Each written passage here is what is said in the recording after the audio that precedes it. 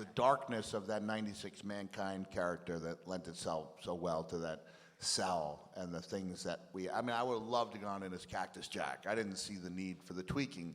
In retrospect, it was probably the best thing that could have happened to me because that character, I think, you know, in general, I had like a 6-month period of time because I did wild things and because, you know, because I had a certain look in my eyes that could allow people, not just allow, but convinced a lot of them that there was something not right. You know, people go like, no, I know a lot of that wrestling stuff is, but that guy, like they really thought I was off. But people became aware, usually about a 6-month period of time, they became aware I was doing way more, going way above and beyond to deliver the best matches possible. And there was also like this almost universal recognition, and I talked about this in a special I did like 4 years ago. Be about 6 months, drop an elbow, look up at the camera, bang, bang. You could almost feel people going, he's a nice guy. And that mask, as Mankind, allowed me a little bit more protection. But ironically, I think, you know, when I hit that table, even though I'd been Dude Love and I'd been Cactus Jack before and I was coming around back to being, now I was like kind of a corporate Dude Love and full-time Cactus Jack, I went back to being like slightly confused Mankind, and it was like the beginning of lightening that character up just a tiny bit.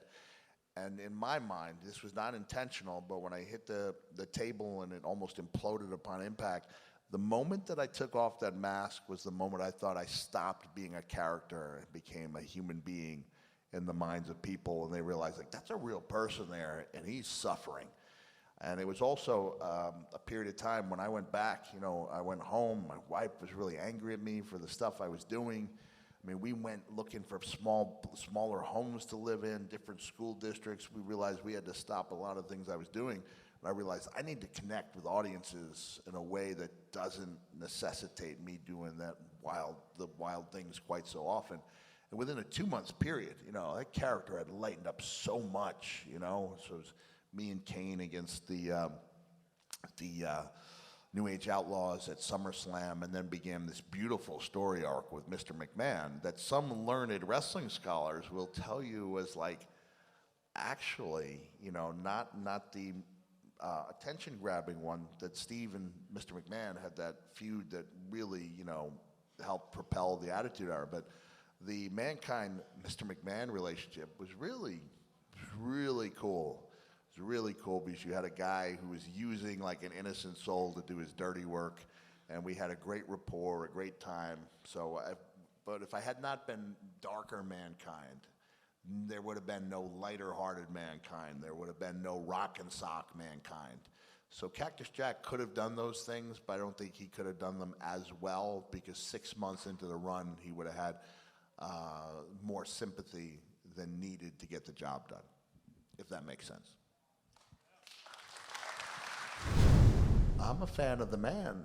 I really am. And you know why Becky's a hero to me?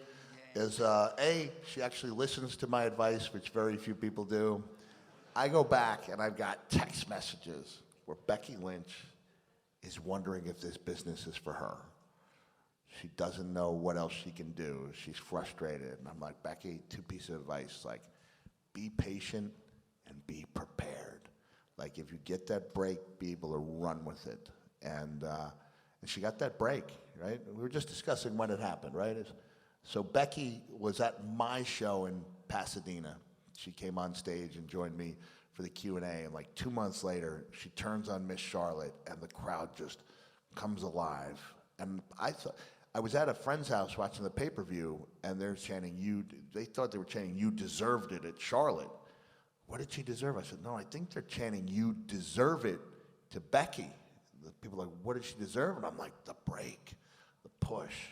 So she's a hero for me for sticking it out, for just always remaining positive, and for taking full advantage of the situation when it arose, and more importantly, for treating everybody with kindness and respect. And I think that's really important to pass on. I know John Cena has heat with a lot of people, but I once wrote him a letter, like in 2007, just saying like, look, I watch people and I see you, and you treat everybody good, you know, from the guys who come in to do enhancement matches to the top guys on the card, to the point where when I used to come back and do things with WWE, he would like give me the ring, and then I came back and I said, John, like, I appreciate that, and you don't have any idea how much I appreciate it, but I've had my time.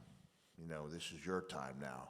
And the other John's touching moment that John Cena and I had is I stood up for him one time on social media, back when I didn't have too many followers, but I put out this little thing saying, oh, great promo by John Cena. This guy's got a, you know, back category of great wrestling match, something like that. And all of a sudden my daughter was, Dad, you just got 9,000 responses, you know. I was like, what do you, I was like, what, 9,000 people responded to this little thing I put out? And they were mostly negative, right? So I said, oh yeah, try to find me a bad John Cena match on pay-per-view. And by virtue of the fact that everyone picked the same match with R-Truth, I was like, well, that's the exception that proves the rule. And I kind of went to bat for John Cena. And so he pulled me aside and he goes, about 3 months later, and he goes like, I just want you to know that I saw what you said and I appreciate it. And that was the conversation, you know, like, so I'm hoping for a bit part in either a Cena or Rock movie coming up.